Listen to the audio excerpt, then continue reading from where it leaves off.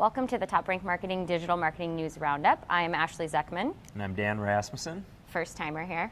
Yeah. Very excited, aren't you? I'm a little nervous, a little excited, a lot of emotions. We are actually filming this week at the MarketingProfs B2B Forum in beautiful Boston. I don't know if you can see our backdrop or not. So we're going to do something a little different this week. So we have a couple big stories that we want to talk about, but then we also want to share some insights that we've learned in the first couple days of the conference. So to kick us off, this is actually something that impacted a project we were working on this week. YouTube has really started putting external links on lockdown. So everyone, I know they took away annotations earlier this year, but everyone used to be able to add external links to their content at the end, but they've changed the rules a bit.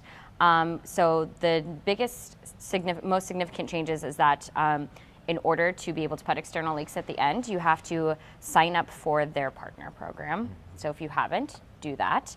And then your channel must also have at least 10,000 public views. So no restrictions on the number of followers, but 10,000 views for a lot of companies that are just starting out is fairly significant, right? So people may want to try putting links in the content, that's an overview of the video, and finding different ways to do that, or including short links in the actual video itself. So there's some things that you can do, but I think it was pretty surprising for some people when they found out this was happening. Yeah, I think it was met with a little bit of a mixed review on that, but all in all, in my opinion, it's a really good thing, a significant improvement there for kind of cleaning up the quality and making people, in my opinion, work a little bit harder to produce good videos that, if you have to have that 10,000 views to get the links in the video. So it's an incentive for people out there. 100% agree. Okay, so another real kind of big update here. So as we know, Google, they're putting a lot more focus on mobile search. So that has continued with rolling out some new features with AMP. So it's really cool having a little bit of some scrolling animation updates. You can really work in parallax effects and fading in and out of images, that sort of thing. They've also actually worked on the sidebars and the navigation there, improved that for the user experience, which I think is really cool there. And for the users out there, I should say the marketers out there, we have native video analytics. So you're gonna get a little bit more insight from your AMP pages, which is always good, more numbers. Great, right? Okay. And then in improved client identification. So people going from an AMP page to a non-AMP page and back, being able to track that a little bit better there. So following that customer journey throughout that website is going to be a lot more fluid for you moving forward. And then just some more fluid ad support there. So if you're not quite sure of ad sizes and requirements there, it's going to make it a little bit more easy to put some ads there and have on your website as well. So all in all, continuing that trend for more of a focus on mobile. I really like it. I think it's great. We're going to see more of that in 2018, no doubt about it. But this is really going in the right direction that we would expect from Google. They're going all in. Yeah. Right? Okay, awesome. Thank you. So next, I think we just wanted to share a couple things that we've learned in the couple days that we've been here. So the opening keynote this year was from a speaker that I'd never seen speak before. His name is Ron Tite. He is based out of Canada, I believe. Super great guy. And he kicked off the conference in a really good way and created some good energy.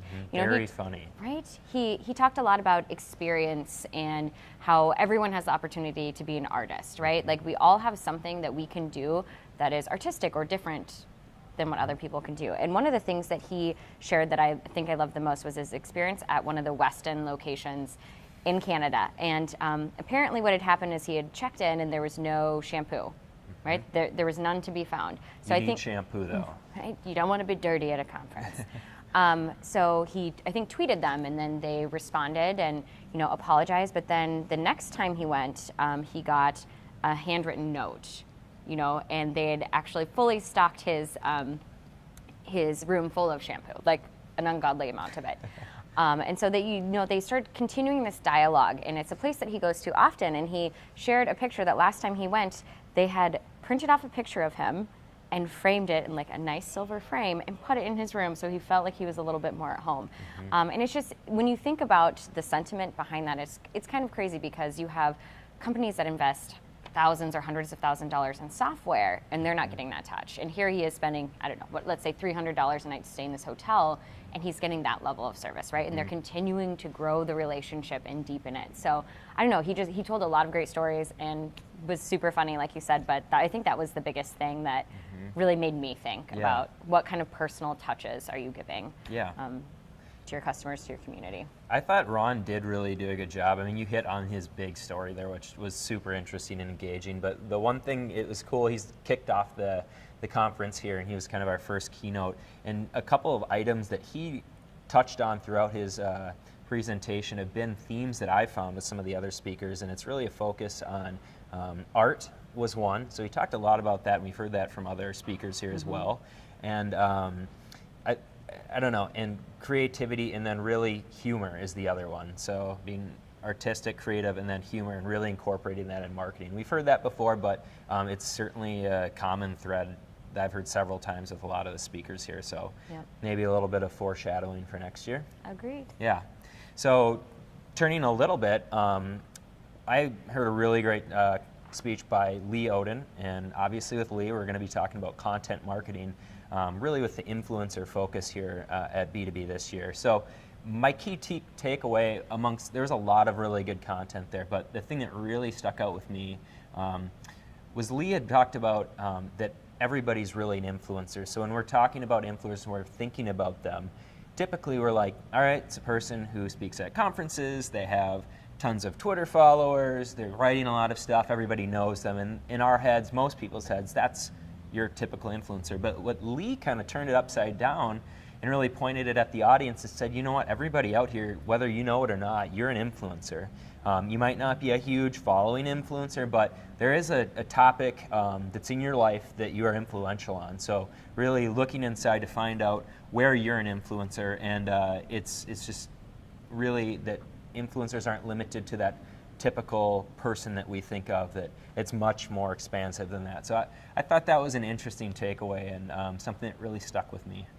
What would you say that you think you're an influencer about? I would say cross-country skiing. That's just like a thing that I really love, and I don't have a huge following on it, but I certainly know a lot about it, and I tell people and sell it to people all the time, so maybe I'm a little bit influential there. How about you? What do you think? I feel like I'm influential about convincing people to get pet insurance because of how much it has saved me over the years with my dogs that happen to be, the worst behaved, poorly trained dogs on the planet. But there's lots of people I'm like, oh, you have to get the wellness plan. The wellness plan saves you all the money. Here's what it did. And I've convinced like 5 people. Okay, Feel so good about that. You can't leave us hanging without giving us one example of the time you've tapped into your pet insurance. I'm sure there's been a few of that. Within the last 3 months, it's probably been like 4 or 5 times between the 2 dogs. The puppy got her this indestructible mat for the bottom of her kennel. First night she slept in it, she ate it, like all of the stuffing out of it. So we had to go for that. Kirby has been known to eat a chicken bone or 10. I don't know who raised them. They're really naughty. So I guess the key takeaways are get pet insurance and you're an influencer. Exactly. All right, I think that's it for us this week. If you want more, please visit TopRank blog. You can follow us on Twitter at TopRank. You can follow me at Zeckman. And at The Reference Guy. Perfect. And we will see you next week. Thanks. Thanks, guys.